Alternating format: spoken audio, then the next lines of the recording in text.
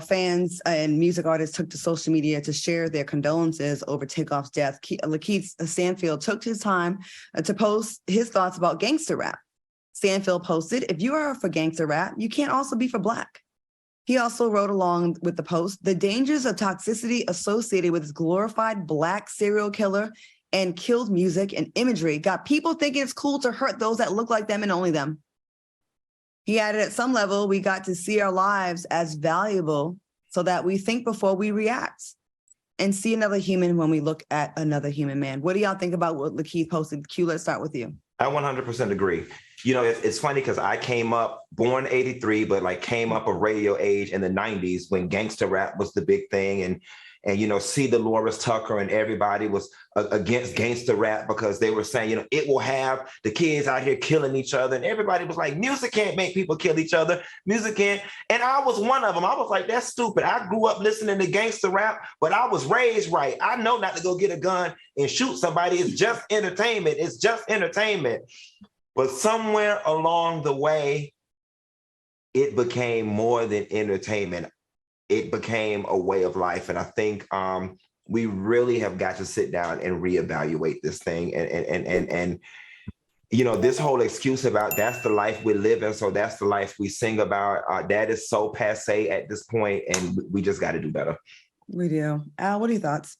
You know, I understand his comments and I agree with a lot of it, if not majority of it, but there's another element of it that I would like to figure out a way, or I would like to propose a different stake and responsibility to help us in all of this. This ain't all on us being Black people. This ain't all on us that listen to, you know, rap gangster music. I believe in order for us to find some type of correction, we need the record labels and the managers to stand up and help take some corporate responsibility for these deaths and the demise of our young artists. Listen, record labels constantly push artists to assume tough guy personas while failing to protect them from the violence they promote. And that's not good. I'm not saying it's their responsibility to pay attention to these guys all the time, but they do have a responsibility for what they make money off of because of those guys. So collaboratively, I feel like we all need to do a better job in trying to figure out how to save our young Black men. See, the record companies have no interest in that because they take out the life insurance policies on said rappers that they sign.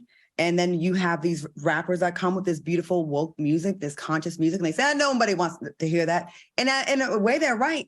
We've been trained to crave the negative, right?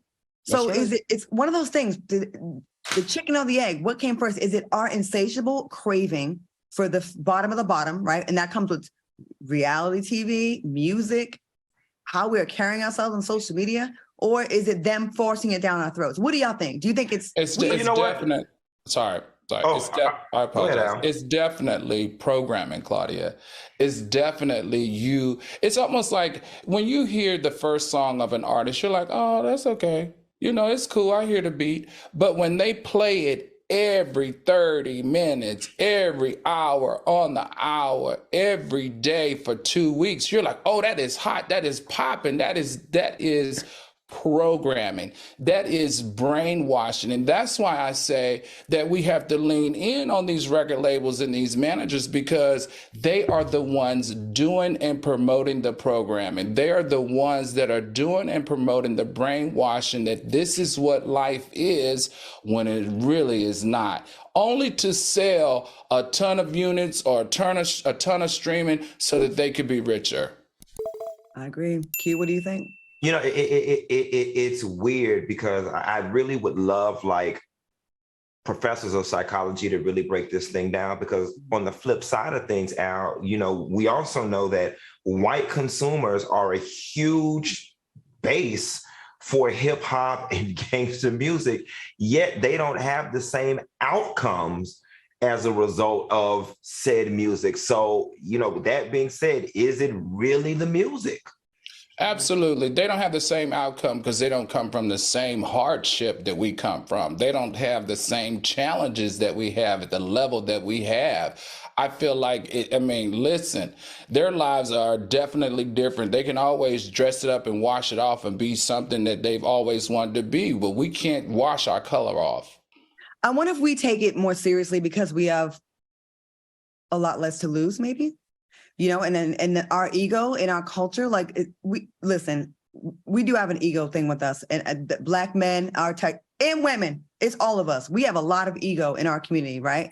I think we maybe take it to heart. You see people taking these lyrics and they live that life when they hear these lyrics. And I used to be one of those people that said, no, music can't do that to you. But just like you ever purchase those discs they have that you can have calming, or it can affect your have calm dreams, subliminal messages. Yeah. If we are rapping about murking a bitch all day long, or I'm killing this and that, it does make it less shocking.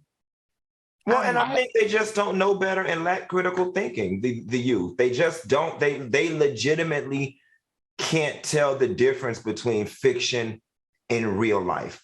And they listen, I'm gonna go ahead and say it. The school system sucks, and the youth these days, they dumb as hell. No shade, Glorilla did an interview and she didn't even know foxes were real. Yeah. She literally did an interview with a thing in the UK, and the girl was talking about foxes. And this heifer said, "What's that? Oh, they real? You mean with tails?" And I was just like, you know what? Just throw the whole under 30 away. Just throw it away. Here you go, Q. We can't throw them away if we're trying to help them solve the problem. Throw it away. Start ball that shit up like homework and throw it away. And I know we got to go to break, but listen, y'all, the people that y'all are, and I'm talking to the under 30, right? The people y'all are emulating and trying to be so hard like them. They dumb. They're in the studio going, after they say they talk in the vernacular, in the accent of very hood, right? They go to the engineer, yeah, you want me to run that back one more time? Gotcha. Right. Honestly, they might not really be living that life that you think. Some of them are not. All right, she didn't know what a fox was, y'all. It's no hope. It ain't no hope for the future if it ain't no hope for the youth. There's hope, Q. We're going to take a quick commercial break, and we'll be right back. Oh, that's really sad, Q.